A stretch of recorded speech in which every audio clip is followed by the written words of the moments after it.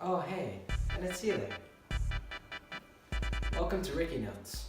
This is the first and last episode. Don't you just love this time of the year? December. It's one of my favorite months, actually.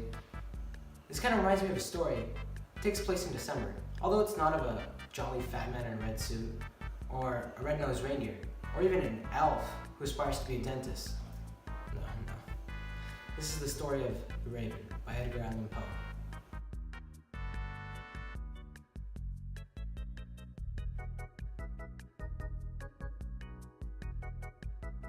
Okay, so basically it's like late night in December, and some dude is reading in his room, and he's falling asleep, but he's like trying to stay awake. He's also trying to stop thinking about his long lost love that had died.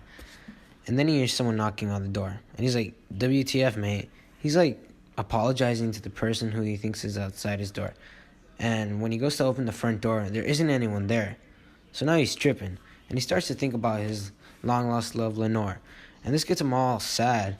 So he goes to crack open a window, and when he opens it, this ugly old raven bird flies in. And he's just like, WTF, mate? So the raven bird sits up on the statue above his door. He thinks he should try and talk to it. He asks the bird for its name. He replies, Nevermore. He keeps on asking the bird questions. He doesn't reply very much except for saying, Nevermore. He starts to think the raven is a message from Lenore, his long-lost love. And then he thinks eventually that the bird is a prophet of some sort and starts to ask religious questions. The bird keeps on saying, Nevermore. The speaker says that the demon-eyed bird is still sitting on the bust above his door, throwing a shadow over his soul.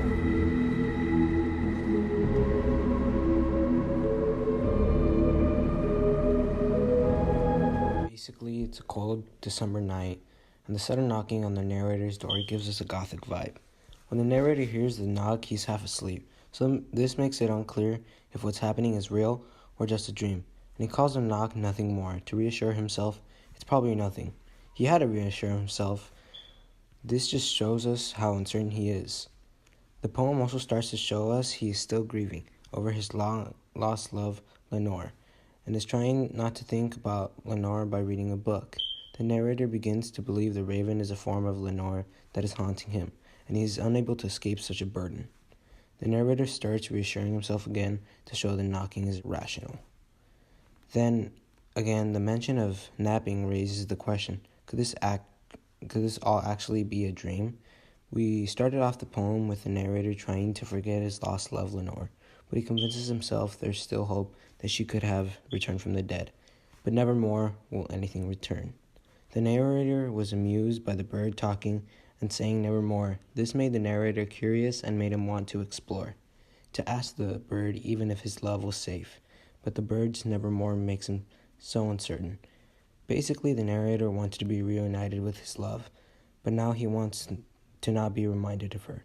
In the end, we don't know if the raven was reality or just a figment of the narrator's imagination, because it doesn't matter. Ultimately, what led to the narrator's falling was his own doubt, uncertainty, and insecurities.